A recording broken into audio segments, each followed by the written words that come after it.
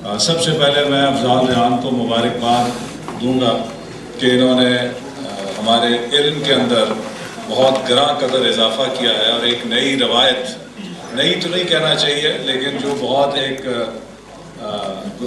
کم یاب روایت ہے کہ ہم علم کو مشاہدے اور سوال کی بنیاد پر کھڑا کریں، اس کے اوپر انہوں نے اپنی تصانیف کی بنیاد رکھی ہے۔ ابھی سجاد میر صاحب ذکر کر رہے تھے سوال کرنے کا، اور وہ میں بالکل ان سے اتفاق کرتا ہوں، کیونکہ اگر آپ سائنس اور جدید علم کو دیکھیں تو یہ اس بات کو تسلیم کرتا ہے کہ سائنس کی بنیاد دو چیزوں پر ہے: آبزرویشن، مشاہدہ، اور اس کے بعد سوالات کہ جن کا جواب آپ اس مشاہدے کے ذریعے حاصل کرتے ہیں۔ اور اگر آپ ہمارا جو مذہب ہے اس میں اللہ تعالیٰ نے جو علم کا ہمیں ایک ماڈل دیا ہے، جو بنیاد دی ہے، اس کا پتہ کریں تو آپ کو یہی پتہ چلتا ہے کہ رب نے بھی اپنی ربوبیت کی پہچان دو چیزوں کے ذریعے ہی کرائی ہے: مشاہدہ اور سوال۔ سوال پوچھنا جو ہے ایک بہت باغیانہ طرز جو ہے وہ بن گیا ہے، جبکہ سوال کے بغیر آپ علم کی ترقی نہیں کر سکتے۔ اس لیے جو سوالات افضال ریحان نے اٹھائے ہیں، میں سمجھتا ہوں کہ یہ ہماری علمی بحث اور علمی روایت کو آگے بڑھانے کے لیے بہت ضروری ہے، اور اس میں ایک بہت مفید ان کی کنٹریبیوشن ہے۔ جہاں تک ان کی صلاحیتوں کا تعلق ہے، میں بھی اس بات کا ضرور مشاہدہ رکھتا ہوں اور گواہی دیتا ہوں کہ میں انجینئرنگ یونیورسٹی اسٹوڈنٹس یونین کا صدر تھا، یہ غالباً 1980-81 کی بات ہے۔ تو گورنمنٹ کالج لاہور میں کوئی پروگرام تھا جس میں مہمان خصوصی کے طور پہ ہمیں بلایا گیا، تو وہاں پر طلباء سے ملاقات ہوئی، تو اس میں ایک ننھا منا طالب علم جو ہے وہ ملا، اور اس نے بڑی علمی بڑا متاثر ہوا۔ اور جب پھر میں واپس آ گیا تو چند دنوں کے بعد مجھے کوئی 10 یا 8-9 صفحے کا ایک مکتوب ملا اس طالب علم کی طرف سے، جو کہ شاید آج بھی کہیں میرے پاس کاغذوں میں محفوظ ہوگا۔ تو میں جو زیادہ متاثر ہوا کہ وہ تحریر جو تھی، وہ نثر پارہ جو تھا، وہ اس سطح کے طالب علم کی صلاحیت سے بہت زیادہ متاثر کن تھا، اور اس وقت مجھے پہلی دفعہ ان کی تحریری صلاحیت کا مشاہدہ ہوا، اور اس وقت سے انہوں نے اسے قائم رکھا ہے۔ میری دعا ہے کہ اللہ تعالیٰ ان کو مزید بہت ترقی دے۔ آمریت اور جمہوریت کی جو بحث ہے، اس میں تو جیسے کہا گیا کہ کوئی شبہ نہیں کہ آج دیکھیے کتنا اس ملک کے اوپر ظلم ہے کہ آپ 12 اکتوبر 1999 کے پاکستان کا تصور کیجئے۔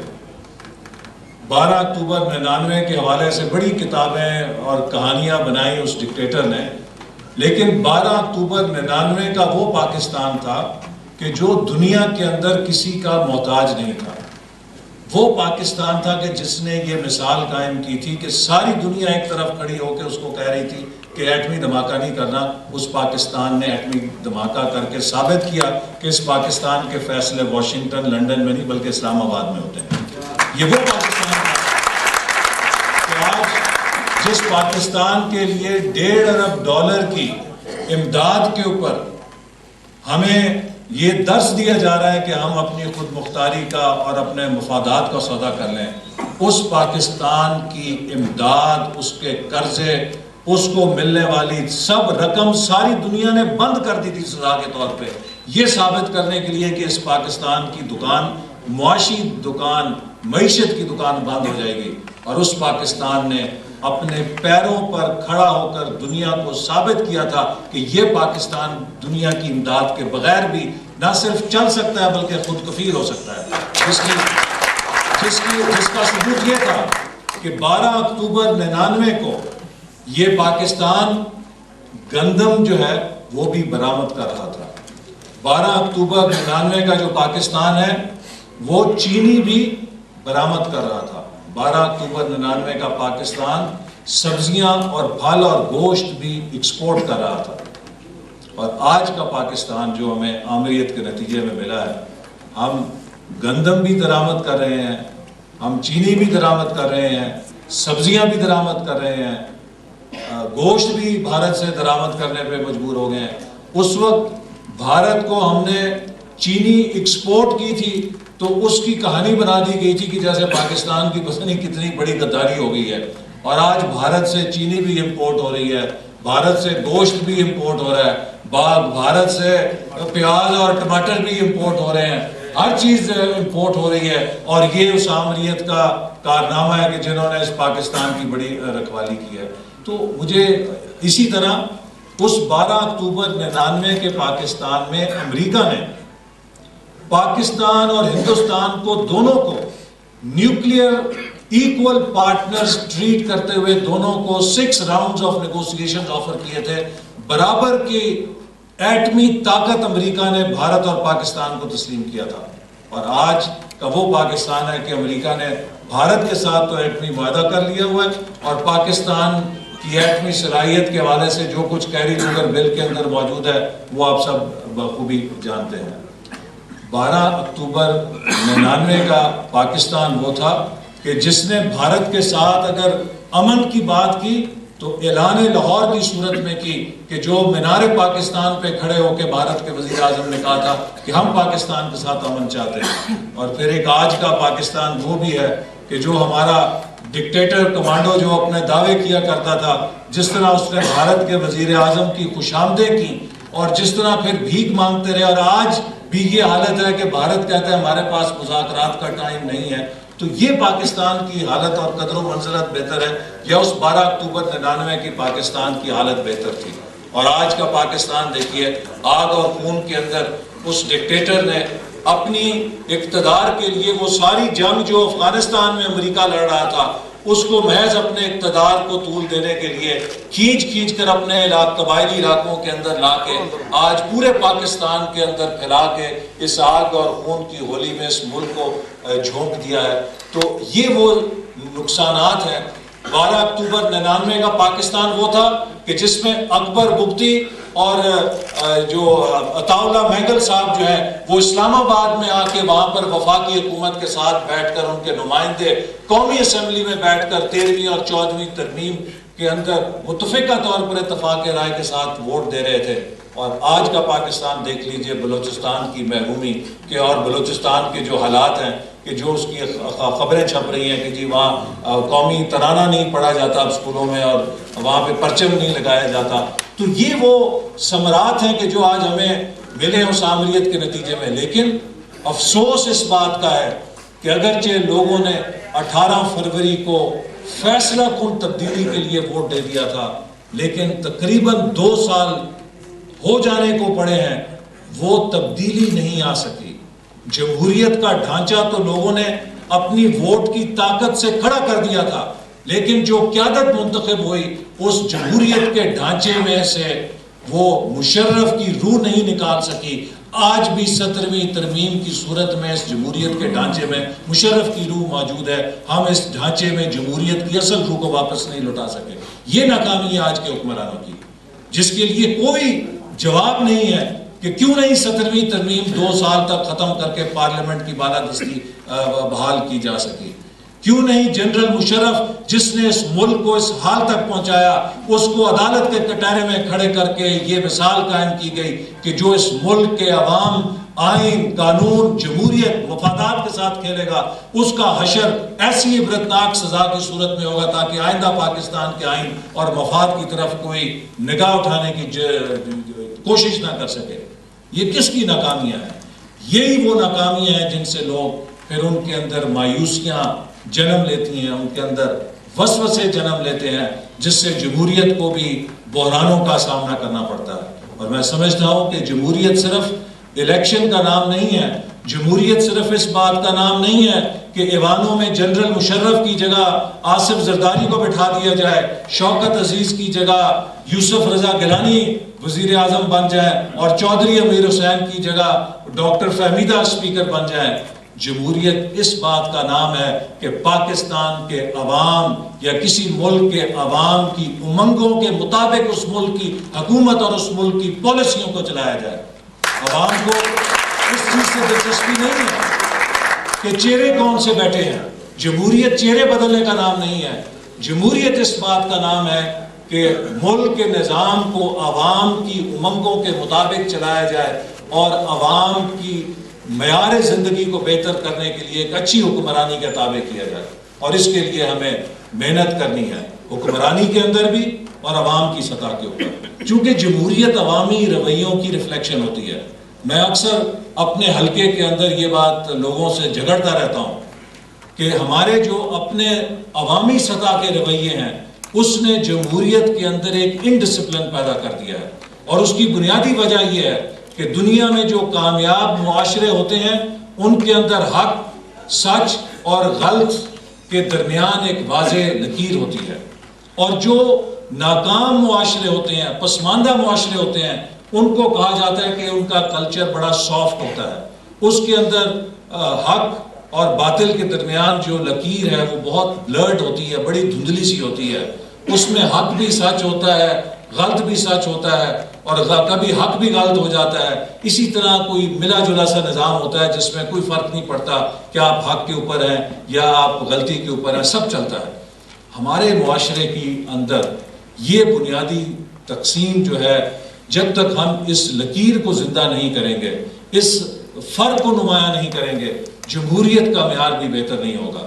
اگر ایک کرپٹ پٹواری کی خلاف کارروائی کی جاتی ہے، صبح اسی علاقے کے جتنے چودھری ہیں وہ اس پٹواری کے سفارشی بن کے کھڑے ہوتے ہیں، وہ جناب اس تو اچھا دے بندہ ہی کوئی نہیں ہے. اگر کسی کرپٹ تھانے دار کے خلاف کارروائی کی جاتی ہے، صبح اسی کرپٹ تھانے دار کے سارے چودھری اور کاؤنسلر جو ہیں وہ سفارشی بن کے آئے ہوتے ہیں، جناب اس سے اچھا تو بندہ کوئی نہیں ہے. تو اگر کسی استاد کے خلاف جو ہے غیر حاضری کے اوپر آپ کارروائی لیتے ہیں تو اسی کے لیے سفارشی جو ہے ہمارے اندر سے لوگ نکل کے آئے ہوتے ہیں کہ جناب اس کو آپ خلاف. اگر ہم کسی غلطی کی سرزنش نہیں کر سکیں گے تو پھر یہ نظام کیسے ٹھیک ہوگا؟ اور میں سمجھتا ہوں کہ عوامی سطح کے اوپر ہمیں اس کلچر کو پیدا کرنا ہے کہ ہم نے کسی غلط کام کی سفارش کے لیے MNA MPA کے پاس نہیں جانا. اگر عوام غلط کاموں کے لیے MNA MPA کے اوپر دباؤ ڈالیں گے تو وہ MNA MPA جو ہے وہ بھی پھر اس عوامی دباؤ کے تحت جو ہے وہ اپنے مغلوب ہو کر ان غلط کاموں کے اندر شریک ہو جاتے ہیں. یہ کلچر ہمیں دونوں طرف سے ٹھیک کرنا ہے، تبھی ہماری. بھارت سازش کر رہا ہے. جب آپ سازش تھیوری پہ یقین رکھتے ہیں تو پھر آپ کو اپنے اندر کوئی نقص نظر نہیں آتا. آپ کہتے ہیں کہ میں تو چنگا بھلا ہوں، یہ دنیا ہی میری دشمن ہو گئی ہے.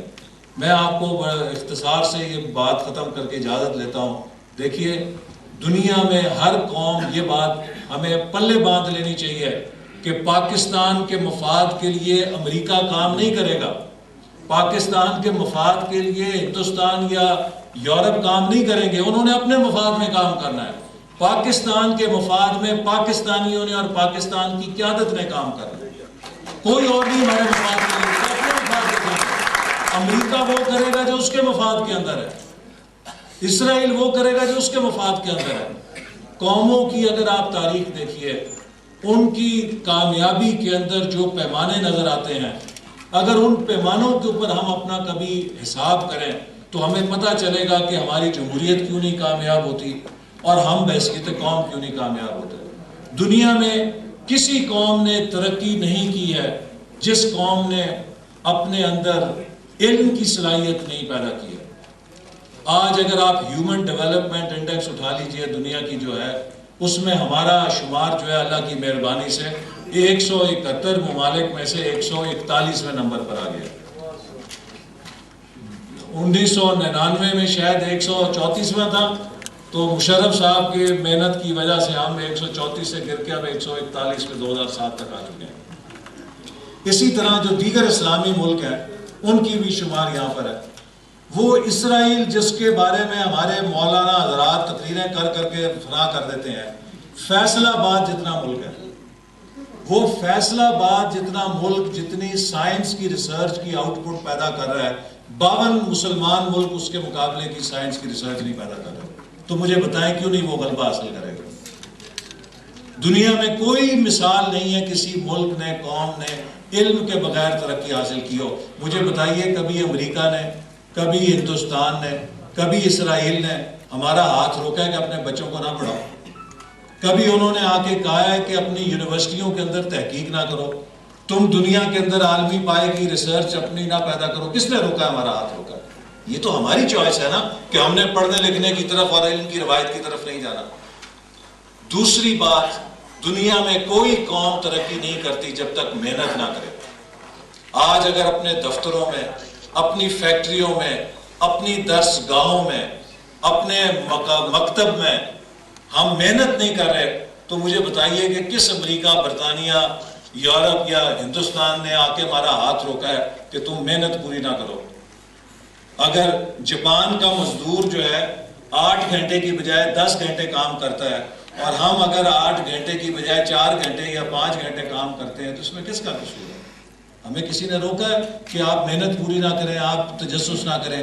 اگر یورپ کی لائبریریوں کے اندر، ان کی یونیورسٹیوں کے اندر ساری رات لائبریری کے اندر بیٹھ کے ان کے طالب علم تحقیق کرتے ہیں، علم حاصل کرتے ہیں، تو ہماری جامعات کے طلبہ و طالبات کو کس نے روکا ہے؟ کبھی امریکہ نے، برطانیہ نے، کسی ملک نے آ کے، ہندوستان نے روکا ہے کہ آپ اپنی لائبریریوں میں جا کے تحقیق نہ کریں، محنت نہ کریں؟ یہ تو ہماری چوائس ہے۔ تیسری بات، دنیا میں کسی قوم نے ترقی حاصل نہیں کی جب تک وہ سچائی اختیار نہ کرے، جب تک وہ اعلیٰ اخلاقی اقدار اپنے اندر نہ پیدا کرے، انٹیگریٹی نہ پیدا کرے۔ مجھے آپ بتائیے کہ ہمیں سچ بولنے سے کس نے روکا ہے؟ ہمیں ملاوٹ کرنے کی کس نے ترغیب دی ہے؟